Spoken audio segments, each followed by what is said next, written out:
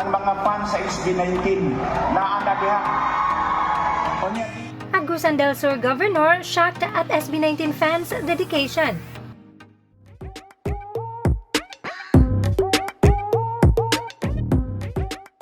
Yes, you heard it right. Nagulat nga at syempre natuwa din ang gobernador ng Agusan del Sur sa dedikasyong ipinakita ng SB19 fans. Ang mga fans sa SB19 na ana diha. Unya dili na gid kuno sila mohawa, kutob unya inigabot.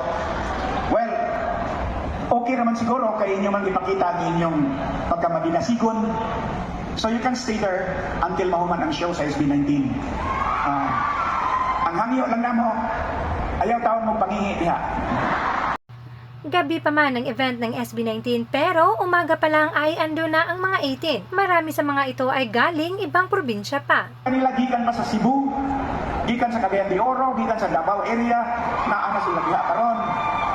So, para kaninyo mga fans sa SB19, good luck. Enjoy the show. At narito pa ang isang karagdagang video ng pagdagsaan ng mga fans at casuals sa venue.